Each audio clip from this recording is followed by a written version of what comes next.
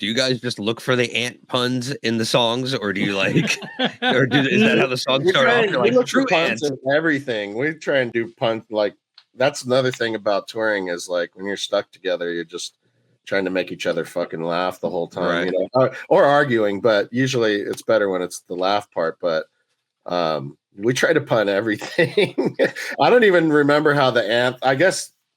Just because of Anthology, right? Anthology, yeah. I mean, that seems so fitting. I think even that was a joke because our first record was called Greatest Hits.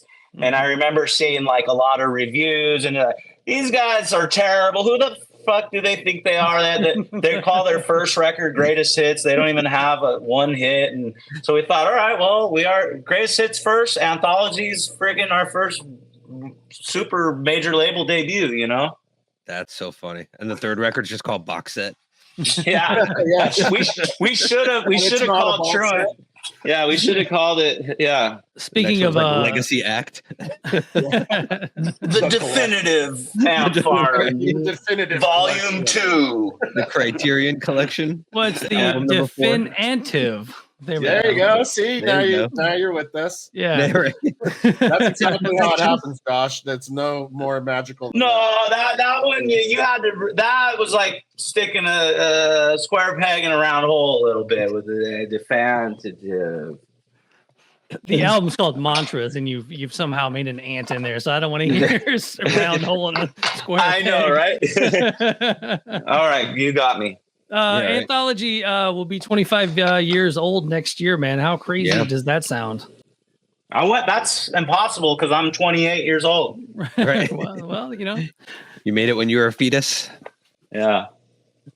No, that's crazy. I love to see like, I don't know, the milestone is just living, you know, but to see something like that was a big life changer, kind of grow up and be cool, and seeing kids still at your shows that are 12 years old and like, I love your videos, you know, I'm like, hell yeah, dude, that's all sparked from that record.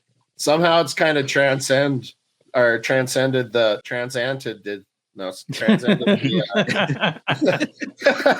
it's kind of, you know, it's getting generational in a weird way. And I guess here you go, Terry.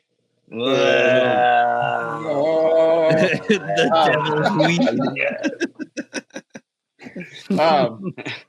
don't know, just parents that kind of, you know, so many people just kind of like, I guess, went to like college or fell in love or did whatever, drove across the country, did their trips to that record and shared it with their kids, and now the kids are coming and hitting us up, and it's kind of wild to be able to step across that kind of, you know, that generational kind of line. I was actually curious about being 25 years old. It's fucking crazy that we can still find people that love that fucking record. And also, I was just wondering too, like, you guys hit it big pretty fast too. I mean, it's like, you know, once, especially when Smooth Criminal kind of came in, like, to be that young and hit it kind of so hard so fast. I mean, like, when did you kind of get reality checked? You know what? Mentioning you when you just said that, it kind of made me think about when all that was happening, and our intentions weren't to have Smooth Criminal even come out. You know, at least not as soon as it did. And again, we recorded it, so we knew what we were doing. We put it on the record, but I don't know. We'd seen bands that we all loved climb the ladder, you know. I just felt like each record got stronger, better, and then became like a bigger band. I felt like maybe that was something we envisioned, you know. So yeah, when DreamWorks, you know, kind of movies was doing really good and then dropped Smooth Criminal, we were all a little bit surprised and taken aback by it, you know. Again, we recorded it, so, you know, but you know, I was genuine. I think we were genuinely a little bit upset when it first happened, but once we had no control. It was weird like that. It was New York attitude.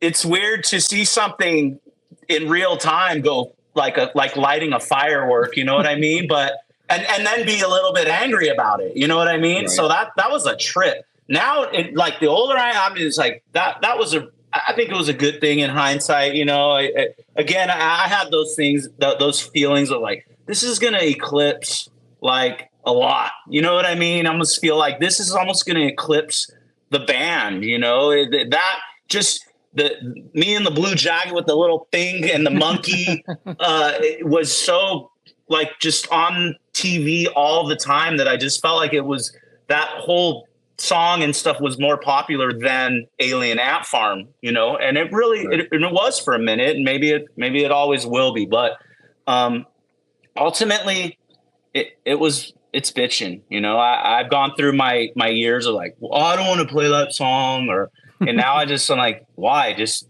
do it, dude. It's cool. Right. Makes everyone happy. Everyone's makes people happy. Like Exactly. a great reaction. And it makes me happy now. You know what I mean? It's it's come full circle. I've had seasons of it where I remember we did a tour. It was way back. We did a tour where we didn't like play the song, and that's kind of lame. You know, I don't know what we were trying to do. Again, it all kind of stemmed from, well, they put it out unbeknownst to us. We're just gonna not play it then. You know, and it's weird to have those. I guess it's human to have that trying to retract or something, but I'm definitely not like ashamed of it or anything. I just felt like when it came out so soon, it just felt like, oh, well, what we were trying to do was this, but this is what happened, you know? Right.